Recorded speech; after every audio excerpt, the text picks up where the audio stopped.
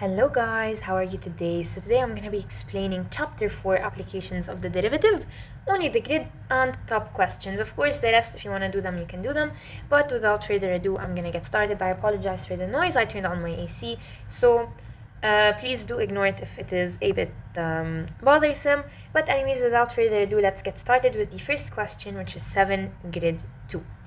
A curve has the equation y equals 6 over 4 minus 3x. They want us to find dy over dx. When they say dy over dx, that means they want the derivative, more specifically the first derivative. How do we find the first derivative of this? Well, very simply, you can take it as u over v, and you can do u prime v minus v prime u over v squared. Or you can bring this up. It will be 6 times 4 minus 3x to the power of minus 1. And then you can do the derivative rule. Whichever way works for you, it doesn't matter whether you use this one or this one, you're gonna get the same exact answers. Of course, I like to go for the easy way, but it's like this is more accurate, right? This as well will give you like the exact same answer, but there's more risk of getting mistakes in it, because if you forgot the chain rule, for example, there would be a high risk of getting a mistake in it. So anyways, I'm going to choose to do this one. You guys can do this if you want, of course, but I'm going to choose to do this one, which applies the chain rule. So I have 6 times 4 minus 3x to the power of minus 1. Now, I need to take the derivative. So 6 times minus 1, 4 minus 3x to the power of what? Of minus 1, which is what? Which is minus 2. Do I stop here? No, I don't stop here. I need to take the derivative of what is inside. What's inside? 4 minus 3x. What's the derivative of that? My derivative is going to be minus 3, right? So then, anyways, after further solving, we will get minus 6 times minus 3, which is minus 18, times 4 minus 3x to the power of minus 2. So, this becomes plus 18, because 6 times minus 1 times minus 3, that's plus 18. So my final answer is what? Is 18 over 4 minus 3x to the power of 2. So this is how I got dy over dx to be my final answer. Anyways, we move on to point B. What does it say? Question B. It says a point moves along this curve as the point passes through point A. Okay. The x coordinate is increasing at a rate of 0.9 units per second. So the rate of x is what? Is 0.9 units per second. What does it mean, the rate of x? That means the rate of change of x over time. So dx over dt is what? 0.9 units per second. And the y coordinate, okay, is increasing at a rate of 0.2 units per second. So y coordinate is changing, the rate of increasing. So it's going to be dy over dt is equal to what? Is equal to 0.2 units per second. They said find possible x coordinates of A. You may look at this, you may be confused. What do they mean by possible x coordinates? Okay, I need to think of an equation that will relate for me dx over dt and dy over dt. Dx over dt somehow needs to be equal to what? Needs to be equal to dy over dt. Now I think, what do they have in common? They have dt in common. And what did I get in my previous answer? In my previous answer, I got dy over dx. So how can I use this to help me get dy over dt? Very simply, I multiply. It will be dx over dt times dy over dx. What will happen then? Dx and dx cancel. I will get dy over dx. So what do I do in this scenario? I'm gonna get dx over dt, which is 0.9, right? I'm gonna put it over here, 0.9. Times my derivative. What's my derivative? My derivative, which is dy over dx, is 18 over 4 minus 3x squared. Okay. Then it's equal to what? It's equal to dy over dt, which is what? Which is 0.2 units per second. Now to solve it, I'll just move this to the other side. In simplest form, it becomes 2 over 9. Right? Now I do cross multiplication. What's 9 times 18? 162. 162 is equal to 2 times 4 minus 3x squared. Divide both sides by 2. What is 162 divided by 2? That's going to be 81. 81 is equal to 4 minus 3x squared. Now we do radical here and radical here. So what do we get? We get plus and minus 9 is equal to 4 minus 3x. That means I have two possible coordinates for x. What could they be? My first possible coordinate of x could be, if I solve this equal to plus 9 equal 4 minus 3x, I will get x to be, minus 3x is equal to 9 minus 4, which is how much? Which is 5. So that means x is what? X is 5 over minus 3. This is the first option. My second option would be what? Would be if I chose minus 9. Minus 9 is equal to 4 minus 3x. That means minus 3x is equal to minus 9 minus 4, which is minus 13. So x is equal to 13 over 3. So this is my second option. So this is how I find the two possible coordinates of x for point A. Okay, so that's grid number 7 done. We move on to grid number 10. Consider the curve C, whose equation is given by this. What's the x-coordinate of the point of inflection of the curve C? What do they mean, x-coordinate, point of inflection? When they say point of inflection, we need to think of what? Of the double derivative, right? Whenever they say this, we need to think of the double derivative. If there's a change of sign, then we have a point of inflection. Before everything, let's first of all take the first derivative. First, dy over dx. So it's going to be 5 over 3 times 3. That's going to be 5x squared plus 50x minus 48. Then I do what? I take my second derivative. dy, I think d squared y over dy squared over d squared x. Something like this. Maybe it's different, I'm not sure, but this is the second derivative. We need to take the second derivative. What will it be? It will be 10x plus 50. So what's my second derivative? My second derivative is 10x plus 50. From this, what can I find? I can find the possible point of inflection if we have one, right? So 10x plus 50, what do I do with it? It's my second derivative. I will make it equal to 0 because I'm thinking about a point of inflection, right? So then 10x is equal to minus 50. X is then equal to what? It's equal to minus 5. Now I have my root, my possible inflection point, which is minus 5. So now what do? I need to do a table of variation, but only for the inflection point, which is minus 5. I choose a number smaller than minus 5. For example, I choose minus 8. It's smaller than minus 5. And a number greater than minus 5, for example, 1. And I substitute them in this equation over here. 10 times minus 8 plus 50, it will give me a negative answer. 10 times 1 plus 50 will give me a positive answer. What does this mean? This means it's concave downwards at any value less than minus 5 and concave upwards at any value greater than minus 5. So what can we say? Yes, we can say yes that we have an inflection point over here. That's for 10. We'll move on to 11. What does it say in 11? The function f is defined by fx is x squared minus 4x plus c. For x having a domain of all real numbers, where c is a non-zero constant, the roots of the equation fx equals to 0 are r, 3r, where r is a constant. Find the values of r and c. So there's so many different ways to solve this. Now here are some important things you need to remember. First of all, what is the sum of product? Sum is minus b over a. The sum of the roots. It's minus b over a. And the product of the roots is c over a. What does this mean?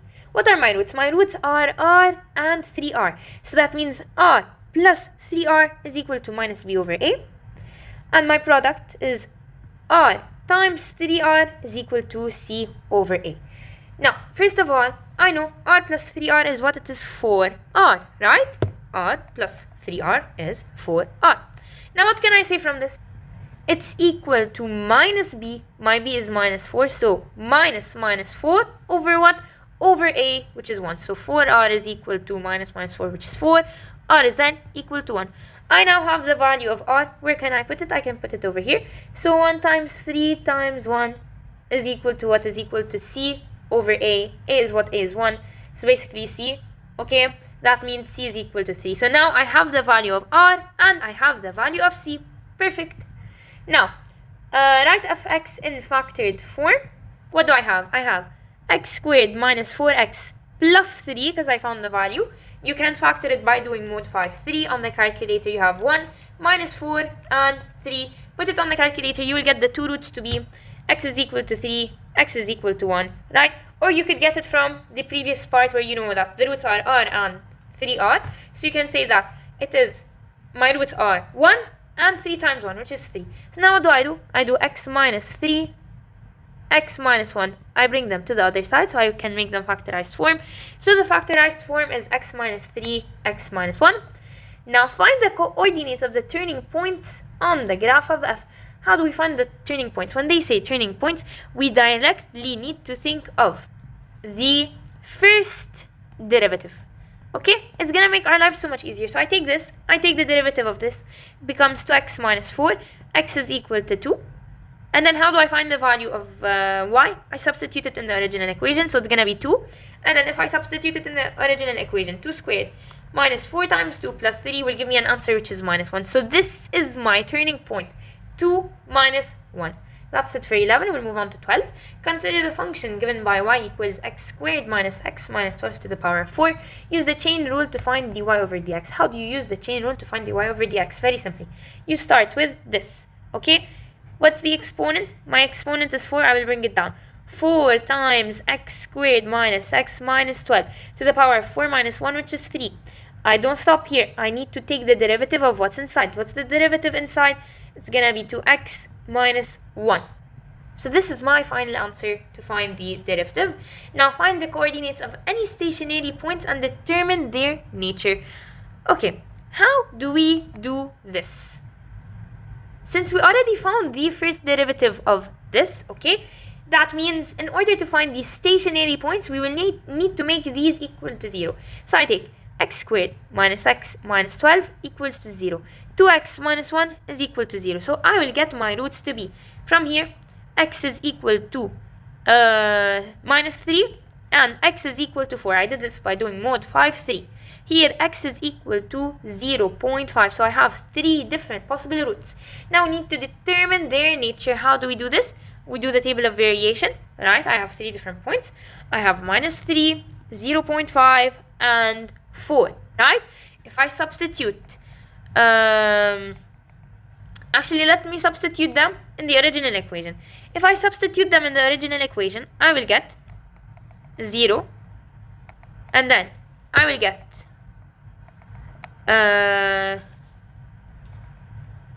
5764801 over 256. I will get a very weird number, 27. I'm just gonna put it as a number n, and then for 4 I will also get what? I will also get 0. So now if I choose a number less than minus 3, for example, I put minus 4. Where do I substitute the minus 4? Minus 4, I substitute it in this equation, right? If I substituted minus 4 in this equation, minus 4 squared minus 4, oh sorry, not this equation, my bad. This equation, the first derivative equation, is gonna be 4 times minus 4 squared minus 4 minus 12 to the power of 3 times 2 times minus 4 minus 1. What will I get as an answer? I will get a negative number. Now, if I choose a number in between minus 3 and 0.5, for example, I chose 0.2. I'm now going to substitute my minus 4 by what? By 0.2. So substitute all of your minus 4s by what? By 0.2. What will you get? You will get a positive number. If I choose a number between 0.5 and 4, for example, I chose 2. So you substitute 0.2 by 2.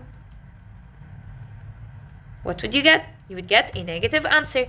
And then finally, if you substitute a number greater than 4, for example, I'm going to choose 100. I'm going to make it very big. So 100, 100, 100. I will get a positive answer, right? So I have it going down, going up, going down, going up. What does this mean? This means I have 1, 2 minimums. So I have 2 local minimums, and if you extend this, it makes what? It makes a local maximum and 1 local maximum. Okay, so it all depends on the table of variation. So that's it for question number 12. We now have questions 16 and 19 and 25. 16. So question number 16, the surface area of a cylinder with base radius r and height h is given by s equal 2 pi rh plus 2 pi r squared. If the volume is given by v equal pi r squared h and the volume v is 3,456 pi centimeter cubed, then they want us to find the surface area in centimeter cubed expressed in this way. So how do we do that? First of all, what did they replace from what we have given? First of all, they want the surface area, so we cannot change anything in the surface area. Instead, what we can change is in the volume. So what do I have in the surface area, okay, that I also have in the volume? I have pi, I have r squared, and I have h. The easiest thing for me to substitute is what is h, right? Because they didn't remove pi, they didn't remove r.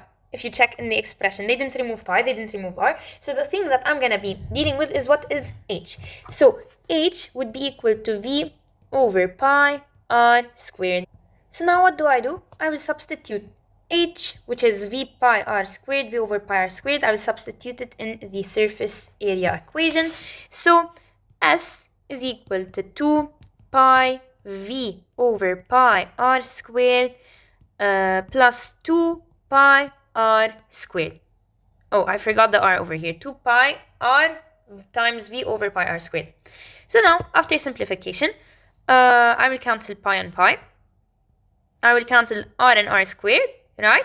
So now it's supposed to be 2 times v over r plus what? Plus 2 pi r squared. What's my value of v? My value of b is 3,456, right? Pi. So it's gonna be 3,456 pi times 2 over r plus 2 pi r squared. So what's 2 times 3,456? It's gonna be 6,912 pi. So 6,912 pi over r plus 2 pi r squared. So what's the value of b? The value of b is 6,912 pi. Now they said, for what value of r is the surface area minimal? How do we find this? Very simply. I will take my surface area, which is 6,912 over r pi plus 2 pi r squared. What do I do in this scenario? I need to take the derivative, because whenever you see minimal or maximal, you take the first derivative, right? So if I do my first derivative, I'm gonna leave that to you guys. I'm gonna get minus 6,912 over r squared pi. You don't do the derivative of pi, it stays as pi, okay? Plus 4 pi r. Okay, now what do I do with my surface area being minimal? I need to make it equal to 0. So it's basically like finding the roots of the derivative. I make it equal to 0. So now what do I have? I have it to be, actually I can make it easier. If I multiply both sides of the equation by r squared, what will happen? It will be minus 6,912 pi plus 4 pi r cubed is equal to what? Is equal to 0, because anything times 0 is 0. Now you can factorize this. You can move this to the other side. 4 pi r cubed is equal to 6,912.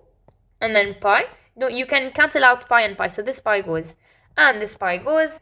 So now I have 4 r cubed is equal to 6,912. So the cubic root of 6,912 over 4 will give me an answer for r being 12. So now I have only this value. I need to check if it is the minimal value. How do I check that? I will take a number smaller than 12. For example, I will choose 10. And a number greater than 12. For example, I choose 20. So if I did substitute 10, I would get a negative answer.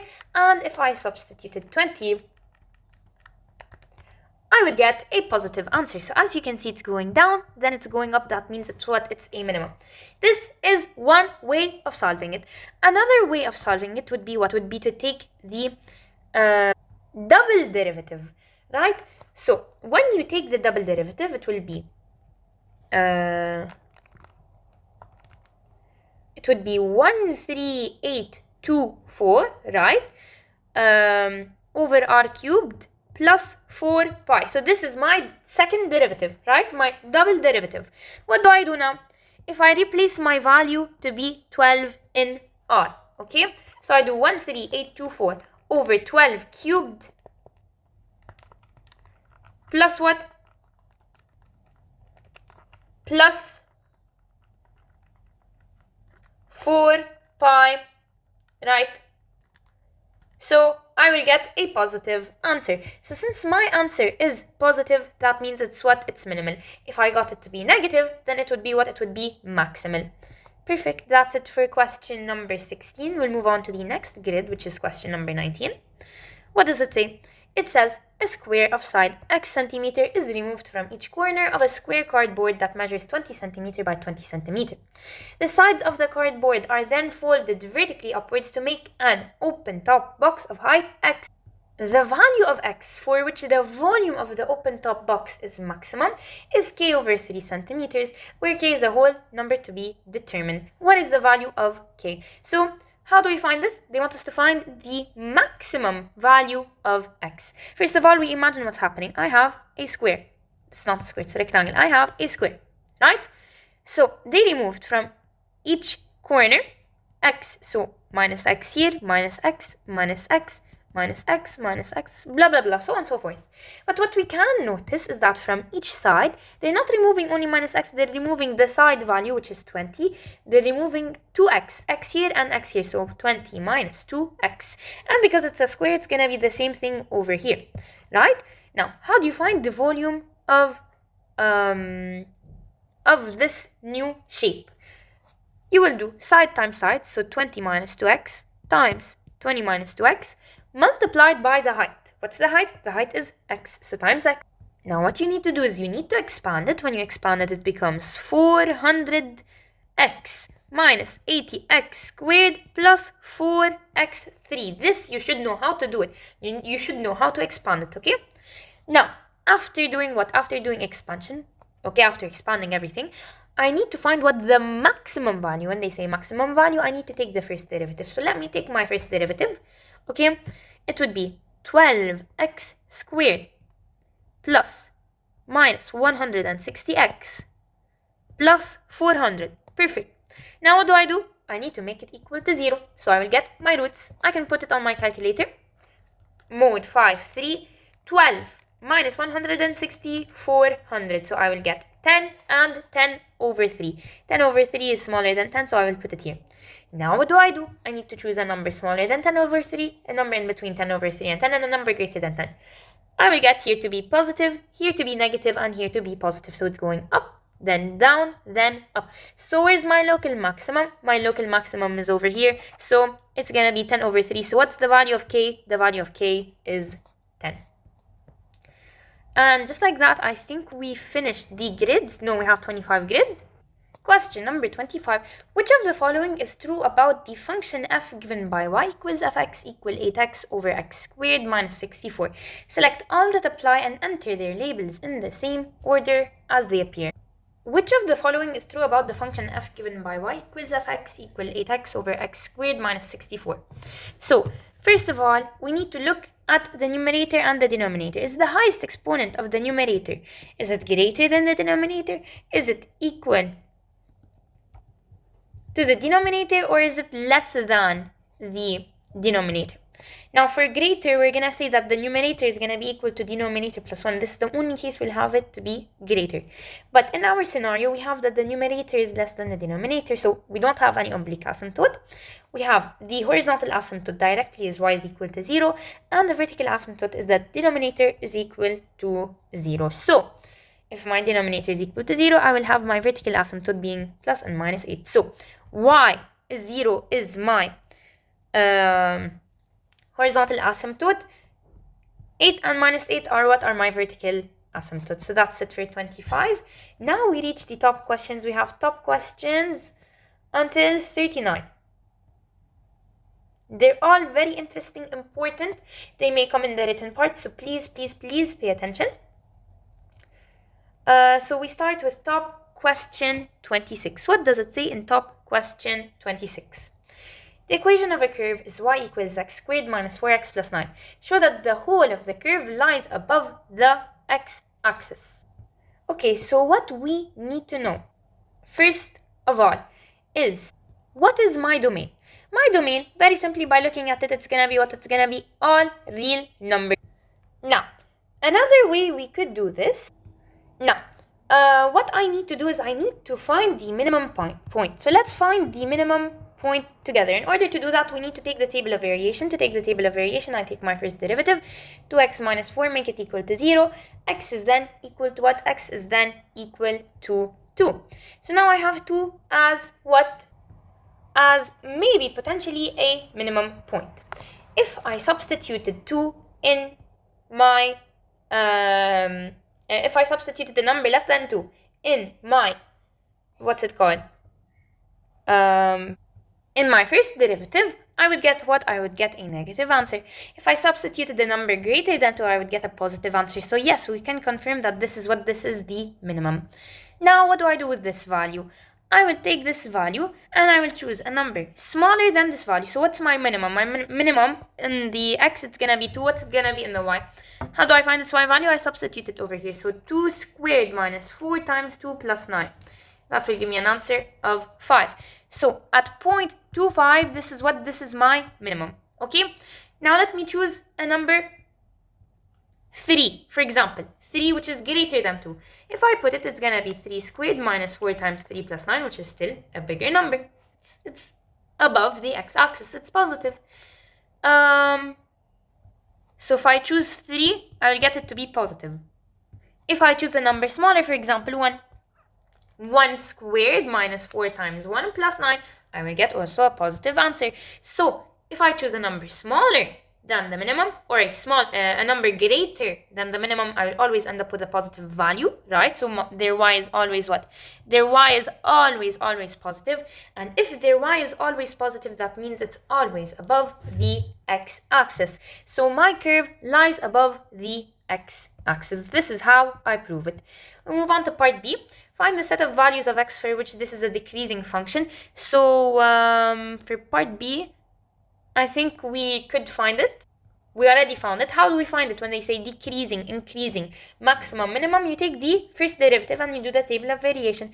2x minus 4, we said x is equal to 2. We did the table of variation. We said here it was negative, here it was positive. So for it to be decreasing, it should be any number x that is smaller than 2. Okay, so this is the set of values of x for which x squared minus 4x plus 9 does not work. It works, but it decreases. Okay, so that's part B done. We'll move on to part C. In the case where k is equal to 5, find the coordinates of the points of intersection of the line and the curve. So here we need to look at the two keywords, which is what? K is equal to 5 and points of intersection. Directly I replace it y equals x plus 5. And what does it mean, points of intersection? That means my curve should be equal to what? Should be equal to this line. So x squared minus 4x plus 9 is equal to x plus 5. So now if we solve it, it's going to be x squared minus 5x plus 4 is equal to 0, right? So now I need to solve it. I need to do mod 5, 3 to find the roots. 1 minus 5, 4. I will get 2 roots. X equals to 4 and x is equal to 1. What do they want from us? They want the points of intersection. So I have my x and I have both of my x, right? So I have 1. If my x is 1, what will my value of y be? I will need to come here and I will need to substitute it. So 1 squared minus 4 times 1 plus 9, I will get it to be 6. Okay? And if I substituted 4, I will have 4 squared minus 4 times 4 plus 9, and I will get my answer to be 9. Of course, I can also replace these values where I could replace them over here. I could do 1 plus 5 is 6 and 4 plus 5 is 9, and I will get the same exact answer. So these are my points of intersection. We'll move on to part D. Find the value of k for which the line is tangent to the curve. When the line is tangent to the curve, what does this mean? This means that my discriminant is equal to 0. Very, very, very important. When a line is tangent to a curve, my discriminant is equal to 0. So I take my curve, x squared minus 4x plus 9, right? And then I have my line, which is y equals x plus k, but they didn't give us k, they want us to find k. So x squared minus 4x plus 9 minus 4x plus 9 is equal to x plus k. So I will move these to the other side. I will get x squared minus 5x plus 9 minus k is equal to 0. Now, of course, I need to take the discriminant. Sorry, the discriminant of this is equal to 0. So how do I take the discriminant? It's b squared minus 4ac. So it's going to be minus 5 squared minus 4 times a, which is 1, times c, which is 9, minus k is equal to 0. So 25 minus 36 minus 4k is equal to 0. Okay? So minus 11, oh sorry, this becomes plus 4k because minus and minus cancel. So minus 11 plus 4k is equal to 0. So k is equal to 11 over 4. So this is my final answer for the value of k. We'll move on to question number 27 top. The volume of a spherical balloon is increasing at a constant rate of 20 centimeter cubed per second. Find the rate of increase of the radius when the radius is 5 centimeters. And they gave us a hint that the volume of a sphere is 4 over 3 pi r cubed. So what do they want from us to find? They want us, first of all, let's read and let's write whatever we have. The volume of a spherical balloon is increasing at a constant rate of this. So what is volume? dv. If it's increasing at a constant rate, dv over dt is how much? 20 centimeter cubed. Then they told us that the rate of increase of the radius, okay, they want us to find it. So they want us to find dr over dt, okay, knowing that the radius r is 5 centimeters. So what could we do? We have our volume 4 over 3 pi r cubed, right? What do I do in this scenario? This is for me v. I need to take dv over dr. Why? Because if I have dv over dr, okay, I can multiply it by dr over dt to get dv over dt. What is dv over dr? dv over dr is my derivative, right? So it's gonna be 4 pi r squared. And what's my value of r? My value of r is 5. I substitute it over here. So 4 pi r squared. 4 pi 5 squared. So 100 pi. Now, dr over dt times dv over dr is equal to dv over dt. I substitute the values I have. I have this to be how much? To be 100 pi. And this to be how much? This to be 20 centimeter per second. Centimeter cubed per second. Okay, so 100 pi, 20 centimeter cubed per second. I'll just remove the units. And I can find the value of dr over dt. dr over dt is what is 20 over 100 pi, which is what? Which is 1 over 5 pi. And what would be the unit? dr is the radius. The radius is in centimeter and the time is in seconds. So 1 over 5 centimeter per second. So this is it for question number 27 top. We'll move on to question number 8. What does it say? It says the equation of a curve C is y equals 3x squared minus 6x plus 7. And the equation of a line L is y is equal to 3x plus 1. Find the coordinates of intersection. What does it mean? It means the curve is equal to the line. So we do curve is equal to line. So 3x squared minus 6x plus 7 is equal to 3x plus 1. So now, if you move it to the other side, 3x squared minus 9x plus 6 is equal to 0, right? So now what do? We need to solve it. I do mod 5, 3. 3 minus 9 and 6, what do I get? I get x is equal to 2, x is equal to 2, x is equal to 1, and this is it. However, they did something important. If you put it on the calculator, you're gonna get the wrong expansion, okay? You will get the correct roots. The correct roots are x is equal to 1 and x is equal to what? X is equal to 2. But if they asked you to factorize it, not expand it, to factorize it, first thing you do, you take out 3x squared minus 3x plus 2, and then you will get 3 times x minus 1 times x minus 2. This is the proper way to factorize it. If you put it on the calculator, you will not get the factorized form, you'll only get the roots, okay? So I now have the x coordinates. They are x is equal to 1 and x is equal to 2. So these are the x coordinates of what? Of intersection. We'll move on to part B. Show that one of these points is also a stationary point of C. we need to find one of those points being a stationary point at C. How do we find stationary points? We take the first derivative. So it's gonna be 6x minus 6 is equal to 0. So then x is equal to 1. This is a stationary point. Could be either a saddle point, could be either a maximum or a minimum. But if we do the first derivative and we make it equal to 0 and we get a value, then for sure this is a stationary point. Okay, so I'll move on now to question number 29. The function f is such that fx is equal to 5x plus 2 cubed minus 2 for x greater than or equal to 0. Obtain an expression, okay, for f prime x. So they want the derivative, okay, of fx. And hence explain why f is an increasing function. So let us take the derivative of this. First, we take the derivative of this, we make by the chain rule. 3 times 5x plus 2 times the derivative inside, which is 5, minus 2, you take the derivative, it becomes 0, so plus 0, it goes bye-bye. So now after simplification, I forgot to put the squared, it will be 15 times 5x plus 2 squared. Now, if you took the root of this derivative, you would have that the roots are actually only one root, which is minus 2 over 5. Perfect. Now I choose a number smaller than that, for example, minus 1. So 15 times 5 times minus 1 plus 2 squared, I will get a positive answer.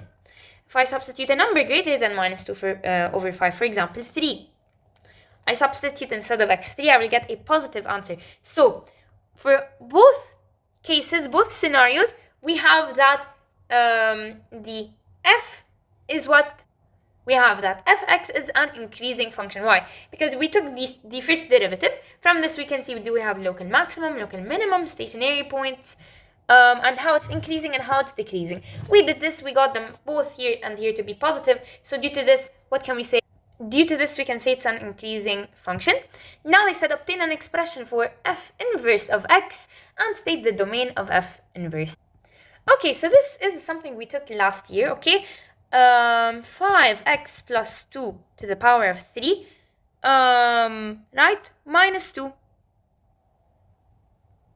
is equal to y, okay, because fx is what? Fx is y.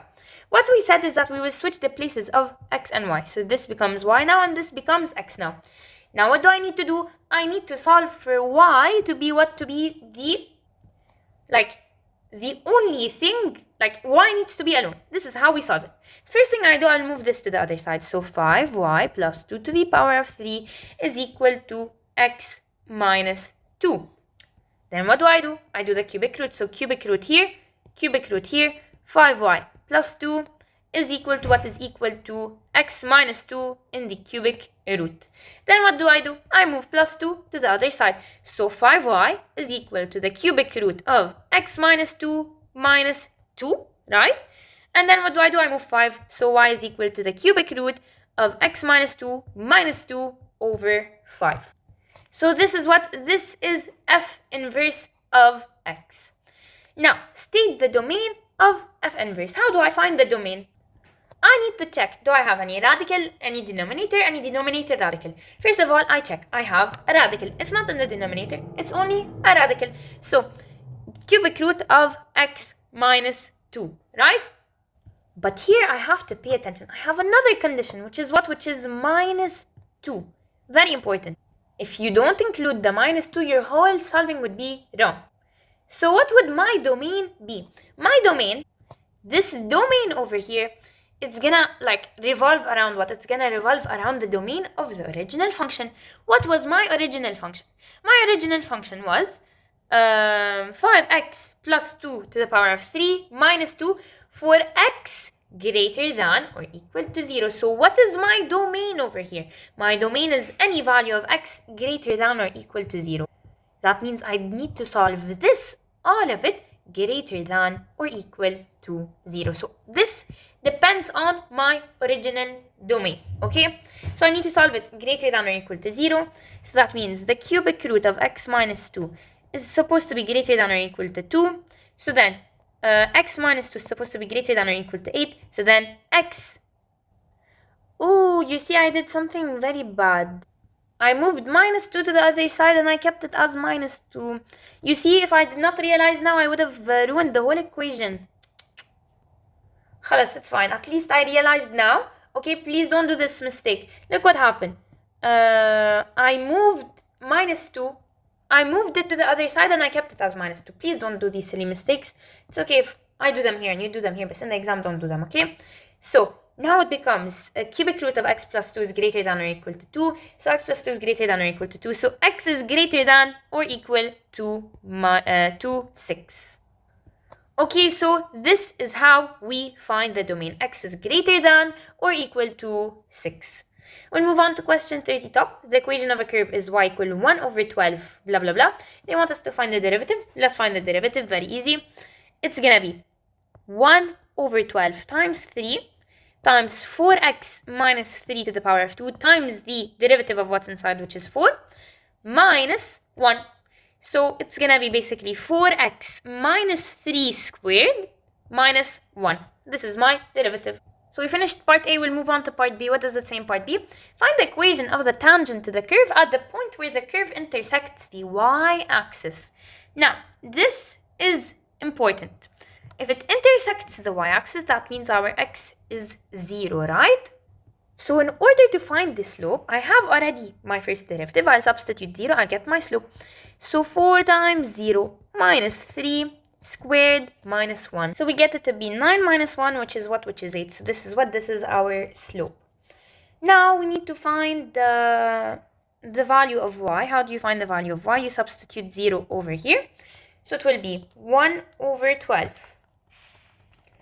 times 4 times 0 minus 3 to the power of 3 minus what? Minus 0. And you will get the value of y to be minus 9 over 4. So now, minus 9 over 4 is equal to the slope, which is 8x plus b, right? Or sorry, y equals 8x plus b. So minus 9 over 4 is equal to 8 times 0 plus b. So b is what? B is minus 9 over 4. So what's the final equation? Y is equal to 8x minus 9 over 4. Okay, now for part C, find the set of values of x for which 1 over 12, 4x minus 3 cubed minus x is an increasing function. How do we find this? You take, first of all, the derivative. What's the derivative? It's 4x minus 3 squared minus 1. Okay, and you need to make it equal to 0. So 4x minus 3 squared is equal to 1. 4x minus 3 is equal to plus or minus 1. X is equal to plus 1 plus 3. 4x is equal to minus 1 plus 3. That means 4x is equal to 4 or 4x is equal to 2. That means x is either equal to 1 or x is equal to what? It is equal to 1 over 2.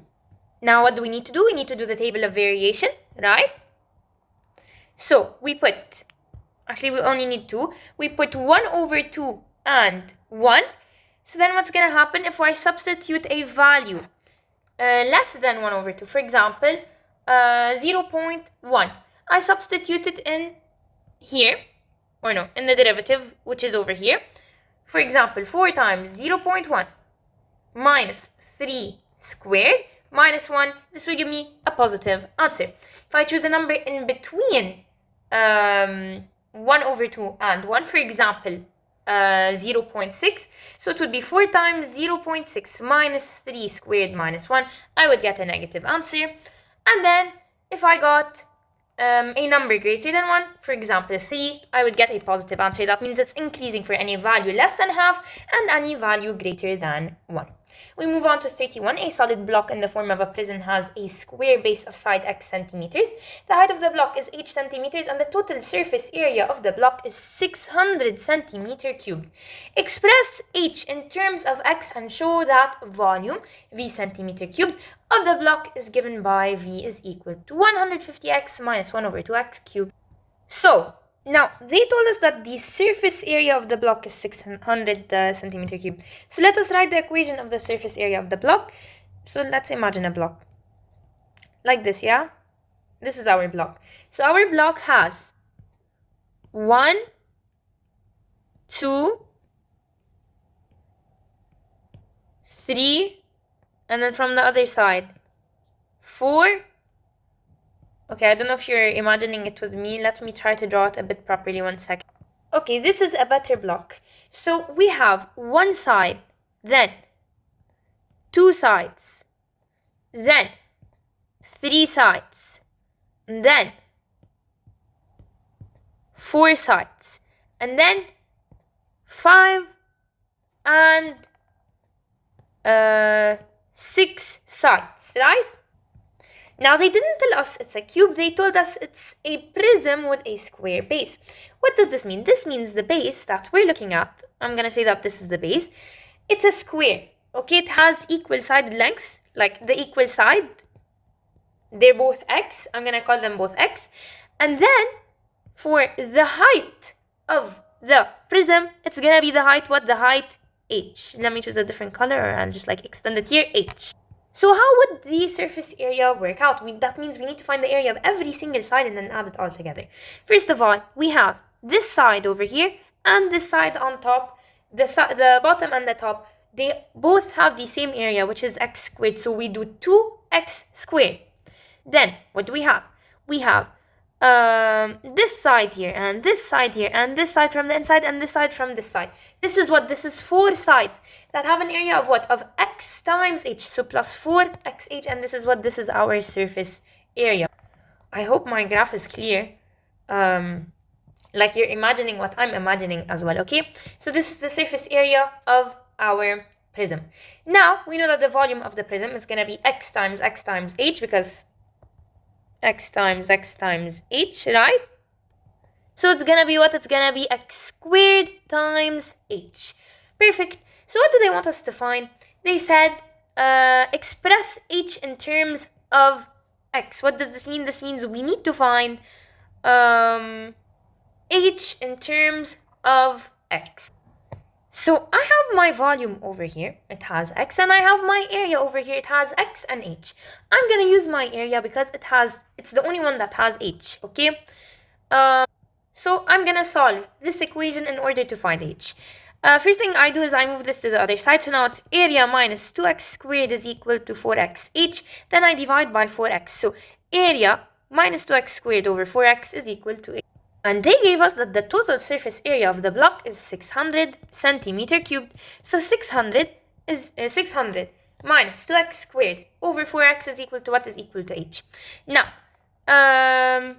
we found in part A what? We found h in terms of x. Okay, so I'm going to erase everything because I only need h in terms of x.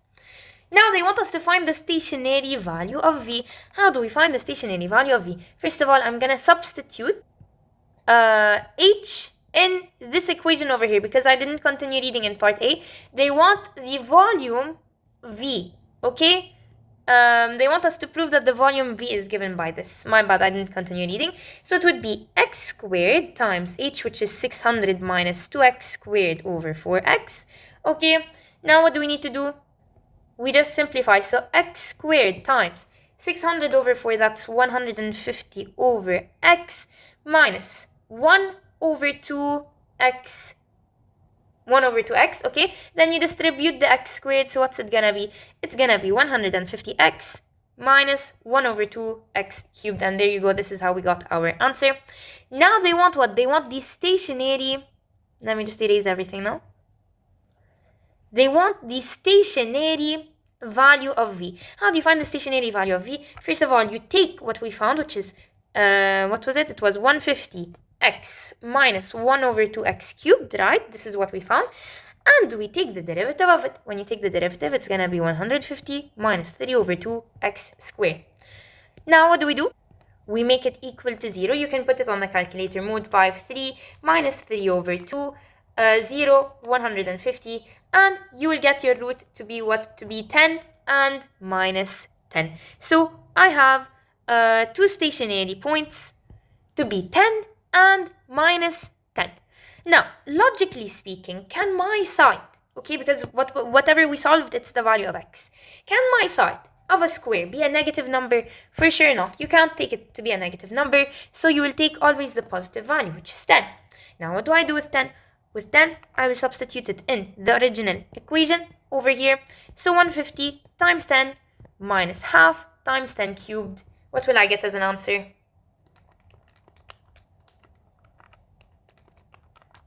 I will get 1000. So 1000 centimeter cubed is the stationary value of V. Now they said determine whether the stationary is a maximum or a minimum. Again, we said we're not going to take the other root, we'll only take the first root, which is 10. So let's say I chose a number smaller than 10, or actually let's also put the other root, which was minus 10, so it will not confuse us. I have minus 10 and 10, these are two roots.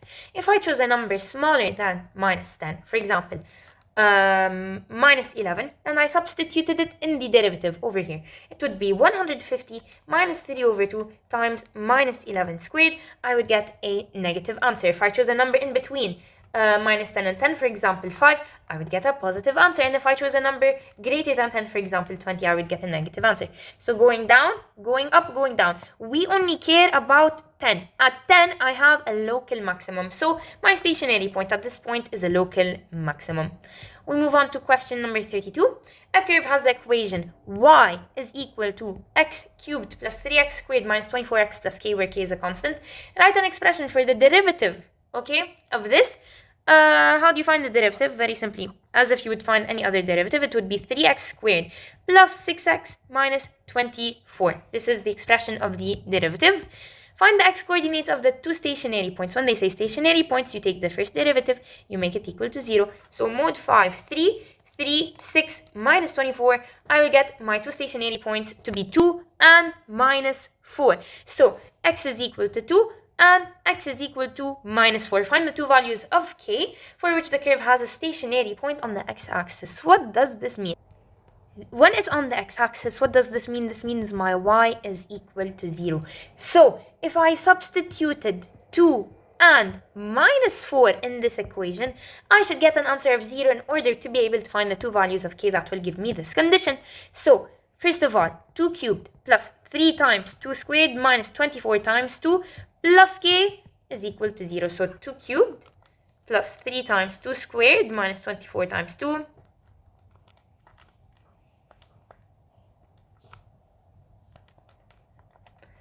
And I will get my answer to be what? To be 68 plus... One second. My bad, not 68. I did a calculation mistake. Minus 28 plus k is equal to 0. What does this mean? This means k is equal to 28. So when x is 2 and y is 0, my value for k is 28. Now let's say I decided to substitute minus 4 instead. It would be minus 4 cubed plus 3 times minus 4 squared minus 24 times 4 plus k is equal to 0. So we need to solve.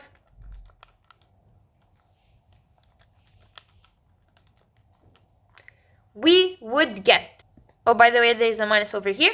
We would get an answer of 80 plus k is equal to 0. That means k is equal to minus 80.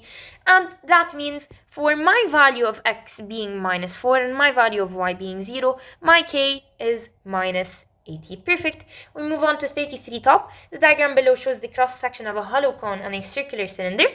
The cone has a radius of 4.5 centimeters and a height of 9 centimeters. The cylinder has a radius r centimeters and height h centimeters. The cylinder just fits inside the cone with all of its upper edge touching the surface of the.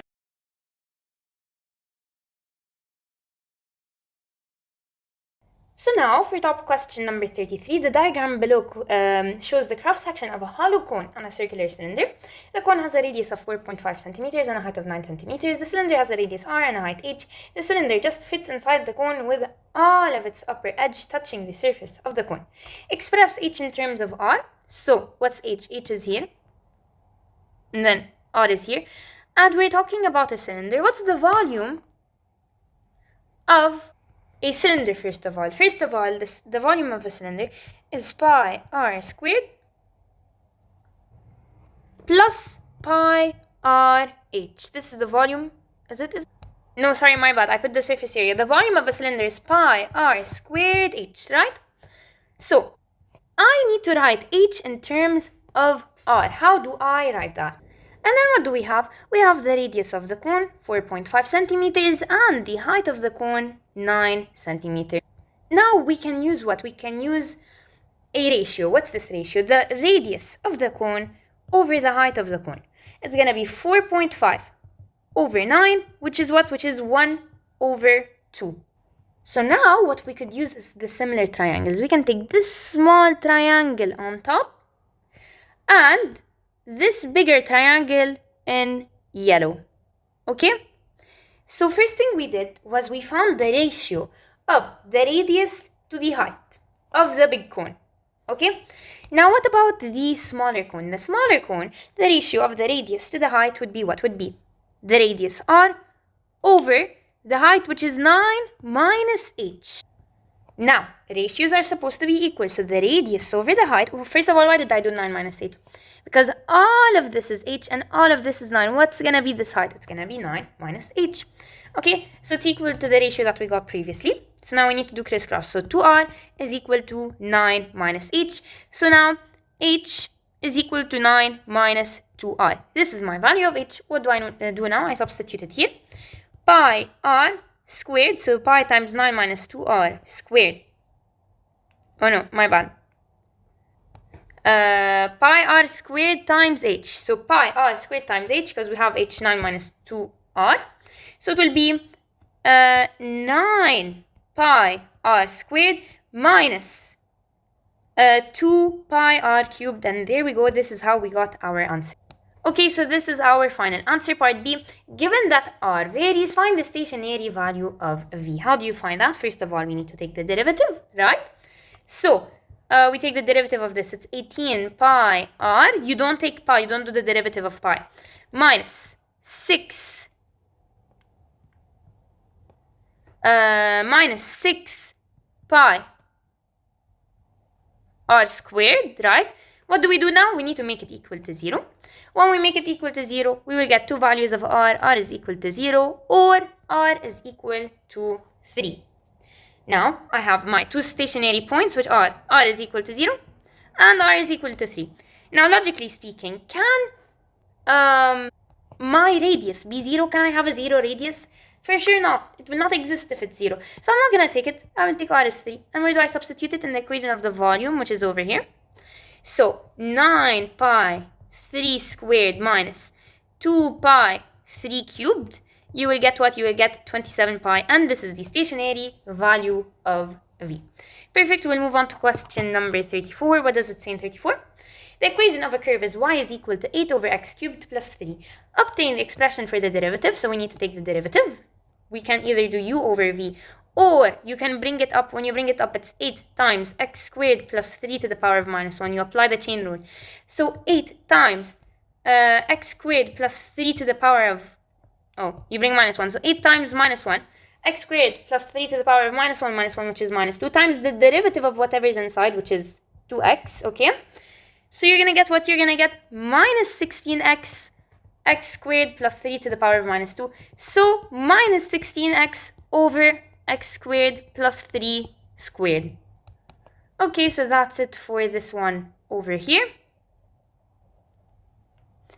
We'll move on to part B. Find the equation of the normal to the curve at which the point P, 1, 2. Okay, perfect. What do they mean by this? First of all, in order to find the equation of the normal, we need to find the slope of the normal. And in order to find the slope of the normal, we need to find the regular slope. How do I find the regular slope? I have my derivative. From my derivative, if I substitute the value of x, I'll be able to get my slope. So it should be minus 16 times 1 over 1 squared plus 3 squared. Of course, your brackets are very important. If you mess up one bracket, you're going to get everything wrong. You will get your slope to be minus 1. This is your regular slope. Now, the normal slope is going to be minus 1 divided by minus 1. Always minus 1 divided by whatever slope you get, okay? So then, your normal slope is going to be what? It's going to be 1. Perfect. So, my normal slope is 1. I have my point 1, and my x is 1, and my y is 2. So, I can make an equation, because it's a straight line, first of all. So, it's going to be y is equal to mx plus b. I have y2 is equal to m, which is 1. Okay, times x, which is 1 plus b. So that means my b is what? My b is 1. So my final equation is y is equal to 1 times x, which is x plus b. This is plus 1. My bad. This is my final equation. Perfect. Now we move on to part C. They said a point is moving along the curve in such a way that the x coordinate is is increasing at a constant rate of 0.01 units per second. Find the rate of change of the y-coordinate as the point passes through P. I have dy over dx, right? My derivative, which is minus 16x over x squared plus 3 squared, perfect, times what? Times my change in x. What's my change in x? dx over dt. This is dx over dt. So times 0.01 will give me what? Will give me dy over dt. Why? Because dy over dx times dx over dt, cancel this and this, you will get dy over dt. Okay, so what does this mean? Now you go back and you choose the value of x that they gave you, which is 1. And you're going to substitute it instead of x. So minus 16 times 1 over 1 squared plus 3 squared. So what would I get? I would get my value of dy over dt to be what? To be minus 0.01. So this is the rate of change of the y-coordinate as it passes through what? As it passes through P. Because they said through P, we need to use the P. We move on to question 35 top. What does it say? It says a wire 10 centimeters long is cut into 2 pieces. One piece is bent to form a square of side x centimeter. The other is bent to form a circle of radius r centimeter. The total area of the square and the circle is a centimeter cubed. Show that A is this. This is x and this is x, right? Now what's the area of a square? Area of square, it's what? It is x squared, side times side. Now, what's the area of a circle? It's pi r squared. Perfect. Now what did they say? A 10 centimeter long wire.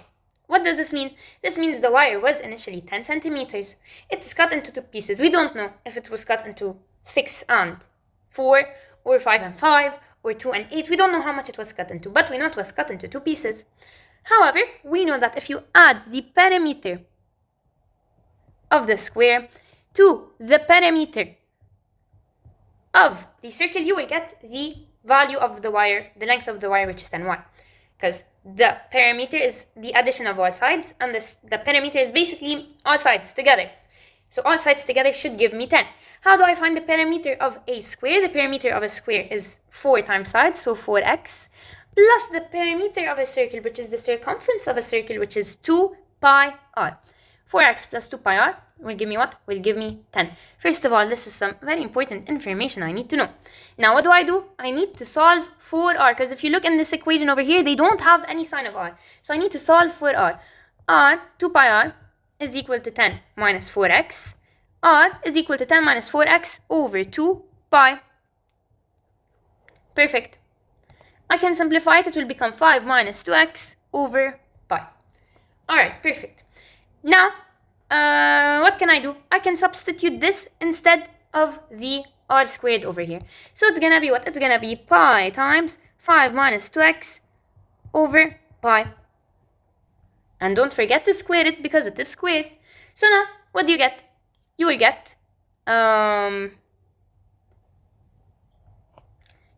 let me write it here, pi times 25 minus 20x plus 4x squared over pi squared. Pi and pi cancel, so this goes bye-bye, and then this pi goes bye-bye. Now this is what? This is the area of a circle. I will now take the area of my square, which is x squared, right? So it's gonna be area of my square, so it's gonna be x squared plus 25 minus 20x plus 4x squared over blah blah blah. Now what do we need to do? We need to ensure they both have the same denominator. How do you add 2 things that don't have the same denominator? It's not gonna work. You need to make them have the same denominator. So pi, I need to put it over here, but since I put it down, I also need to put it up. So pi x squared. Now what do? I can add them very simply. My life is so much easier. So it will become 25 minus 20x plus pi plus 4 times x squared, because both of them have x squared, over what? Over pi. So this is my final answer. Perfect.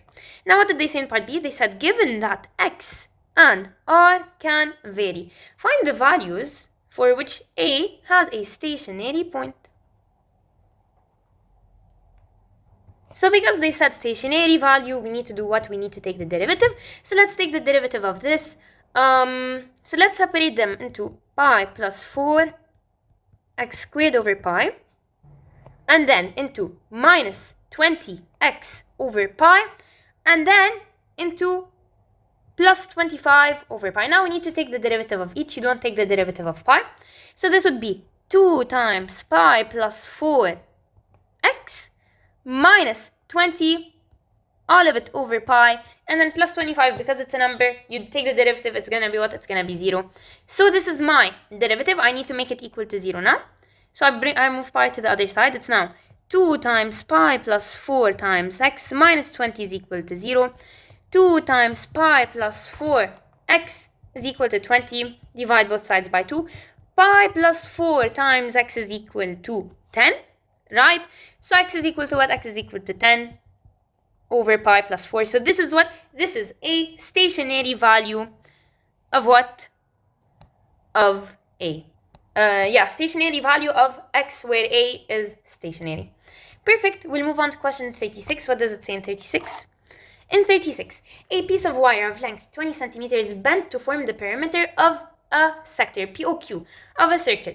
The radius of the circle is r centimeters and the angle POQ is theta radians as shown in the diagram below. Express theta in terms of r and show that area a centimeter squared of the sector is given by a equals 10r minus r squared. Now, one thing we don't know is the value of theta, okay? The only thing we don't know so far is the value of theta. However, using theta, we can find the value of PQ. We know that the length of the arc is going to be what? It's going to be theta over 360 times what? Times the radius. This will be the length times r times pi times 2, or basically theta over 360 times 2 pi r. But there's something we need to know. We need to know that pi is equal to 180 degrees. So over here, 2 pi, what would it mean? 2 pi would mean 360. So 360 times r, what do we get? We get theta over 360 times 360 r. So you can just cancel these out, and you will get that the value of theta is pi, like the value of PQ, my bad, is pi times r. Now they gave us the length of the wire, which is in our scenario the perimeter of what we have. So what's the perimeter? It's the length of PQ, which is pi r, in addition to the length of OP and OQ. We know that the length of OP and OQ is r, but OP, OQ, it's gonna be 2r. So theta r plus 2r gives me what? Gives me 20. So I can take r out as the common. Or actually, let's not do that. Let's first move 2r to the other side. So theta r is equal to 20 minus 2r. Theta is then equal to 20 minus 2r over r. Perfect. Now, we know the value of theta. What we can do now is we can find the area of the sector. What's the area of the sector? The area of the sector, we know that the area of a sector is pi over 360 times 2 pi r squared. Times pi r squared, my bad. But what we know is pi is 180, so we can substitute pi by 180. Now, they cancel, and we're left with what? With theta times r squared over 2. So this is now the area of my sector. So 20 minus 2r over r times r squared over 2. Now what do? I just need to expand. So 20r squared minus 2r cubed over r over 2. You can divide by r, so this will be 20r minus 2r squared over 2. Now you can get rid of 2. So what will it be? It will be 10r minus r squared, and there you go. This is your answer. 10r minus r squared. Now part B, given that r can vary, find the stationary value of a and determine its nature. So let us find the stationary value of a. First of all, this is our equation. We need to take the first derivative. So it will be 10 minus 2r. And it's equal to what? It's equal to 0. So r is equal to 5. So at r being equal to 5, this is what? This is my stationary value. Now what will be the stationary value of a? They didn't ask for r, they asked for the stationary value of a. I will take 5. I will substitute it here. So 10 times 5 minus 5 squared. So 50 minus 25, so basically 25. Now I need to know if it's a maximum or minimum, because they said determine its nature, so I need to put 5 over here. I choose a number smaller than 5. For example, I choose 3. If I substitute 3, I'll get a positive answer. If I choose a number greater than 5, for example, 8, if I substitute 8, I will get a negative answer. That means it's going up, then it's going down, so this is what this is, a local maximum. We'll move on to question number 37, then we have 2 questions left. The diagram below shows the dimensions in meters of a garden. The perimeter of the garden is 48 meters. Find the expression in y for the in terms of x. Now, what does it mean that the perimeter of the garden is 48? That means all sides added together is equal to 48. So x plus 2y plus 2x plus 3x plus y is equal to what is equal to 48. So now you add everything together, you get 6x plus 4y is equal to 48. They said find the expression of y in terms of x, so they want y equals 4y equals 48 minus 6x, y equals 48 minus 6x over 4. So in simplest form, y equals 12 minus 3 over 2x. Perfect. Part B, given that the area is a meter squared, show that the area is 48 minus 6x squared. Okay, so you just need to separate it into 2, right? So this over here is going to be y, right? You just separate it into 2 rectangles. First thing I have over here is 2x, right? So all of this is what? All of this is 2x. Then I have this to be y. So my first area is 2xy. My second area is going to be this, which is 2x times this, so it's gonna be 2xy again. So it's gonna be 2xy plus 2xy, which is what? Which is 4xy. Now we know the value of y is 12 minus 3 over 2x, so I substitute y by 12 minus 3 over 2x. And what do I get? I get 48x minus 6x squared. Now, they said, given that x can vary, find the minimum area of the garden, showing that this is a minimum value rather than, showing that this is a maximum value rather than a minimum value. So what we're gonna do is we're gonna take the area of the garden and we're gonna take the derivative. So 48 minus 12x, that means x is equal to 4 if you make it equal to 0, right? Now what do I need to do? I need to do a table of variation. I need to choose, so what do they want? They want the maximum area, my bad. So I take x is 4 and I substitute it in the original equation of the area. So it's 48 times 4 minus 6 times 4 squared. You're supposed to get 96 meters squared. So this is the maximum area. How do I know it's maximum? I take my root, which is 4. Then I need to do the table of variation. I choose a number less than 4, I substitute it, I get a positive answer. A number greater than 4, I substitute it, I get a negative answer. So it goes up, then it goes down. That means 4 is the local maximum. We move on to question number 38, and then we have 39 and we're done. The diagram below shows a metal plate consisting of a rectangle with sides x centimeter and y centimeter, and the quarter circle of radius x centimeter. The perimeter of the plate is 20 centimeters. Express y in terms of x. How do I express y in terms of x? They told us that the perimeter of the plate is 20 centimeters. So, what does perimeter means? It means all of the sides added together. This is x, this is y, this is y.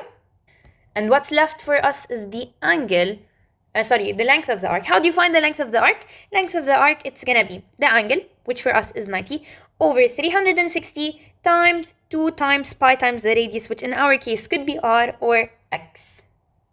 So it would be x plus y plus 90 over 360 times 2, which is 1 over 4 times 2, which is 1 over 2 times pi times x. So it's going to be 2x plus 2y plus half pi x. Now they need it in terms of y, right? So this is equal to 20. So you will move them all to the other side. 2y is equal to 20 minus 2x minus 1 over 2 pi x, right? So then you're going to divide them by what? You're going to divide it by 2, so you get rid of 2 over here. So now y is equal to, in simplest form, y is equal to 10 minus x minus 1 over 4 pi x. So this is y in terms of x. Now they said show that the area of the plate a centimeter squared is given by a equals 10x minus x squared. How do we find that? We need the area 1 plus the area 2. What is area 1 for me? It's side times side, so x times y. So xy plus the area of the arc, which is going to be theta, which is 90 over 360 times pi r squared, so times pi x squared. I can substitute y, I have the value of y, so it's going to be x times 10 minus x minus 1 over 4 pi x, okay, plus 90 over 360 times pi x squared, so basically pi x squared over 4. So then you just distribute it, it becomes 10, this is an arrow, 10 x minus x squared minus pi x squared over 4 plus pi x squared over 4. So these, what happens to them? They cancel, and you're left with 10x minus x squared. Now, given that x can vary, find the value of x at which a is stationary. So you need to take the derivative of this. So 10 minus 2x, x is equal to 5. This is the value of x where a is stationary. Now part D, find the stationary value of a, so I substitute 5 in the original equation. So 10 times 5 minus 5 squared, 50 minus 25, you will get your answer to be 25. Now they want to see, determine whether it's a maximum or a minimum, so you take 5. And then you take the derivative of this, which is 10 minus 2x. You choose a number smaller than 5, for example 3, substitute, you will get a positive number.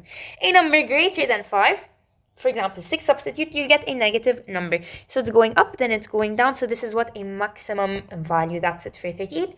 Now last but not least 39, and we finish all the top questions. The diagram below shows a glass window consisting of a rectangle of height h meters and width 2 r meters and a semicircle of radius r meters. The perimeter of the window is 12 meters. So what did they tell us? The perimeter of the window is 12. So the height h plus 2r plus h plus the length of the arc is what is 12. 2r plus 2h plus the length of this. How much is the angle? 180. 180 over 360 times 2 pi r. So it's going to be half times 2 pi r. Half times 2 is what? Pi r. So it's going to be 2r plus 2h plus pi r. It's going to be equal to what? It's going to be equal to 12 meters. So they want h in terms of r. So you're going to move r to the other side. It's going to be now 12 minus pi r minus 2r is equal to 2h. So you need h alone. It's going to be all over 2. So it's going to be 12 minus pi r minus 2r over 2. This is the expression of h in terms of r. Now they said show that the area of the window is given by 12r minus 2r squared minus half pi r squared. So we need to do area 1 plus area 2. So let's start with area 1. It's going to be 2r times h. Area 2 is going to be the angle, which is 180 over 360 times pi r squared. So basically half pi r squared. You add them together. And we know the value of h was what? What was the value of h? It was 12 minus pi r minus 2r over 2. So what's it going to be? It's going to be 2r times 12 minus 2r minus pi r over 2 plus what? Plus half pi r squared. So what do we get? We will get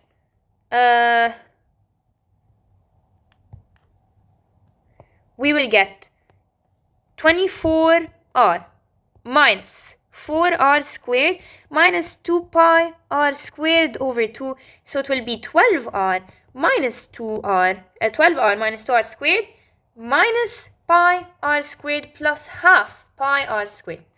So this, you add them together, it will give you what? It will give you minus half pi r squared. So this is the final area.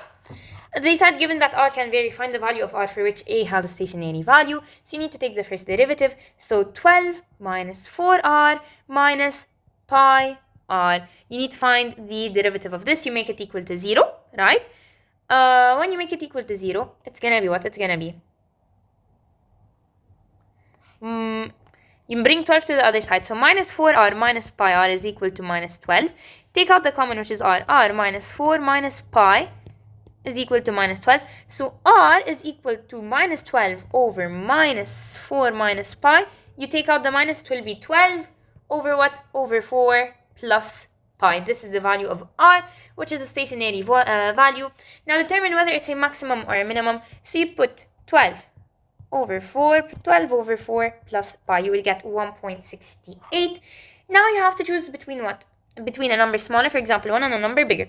So you substitute it in the derivative equation. So it's going to be 12 minus 4 times 1 minus pi times 1. You will get a positive answer. If you substitute it 2, you would get a negative answer. So it goes up, then it goes down. That means it's a maximum. That's it for this video. Thank you guys for watching. I hope you enjoyed and have a wonderful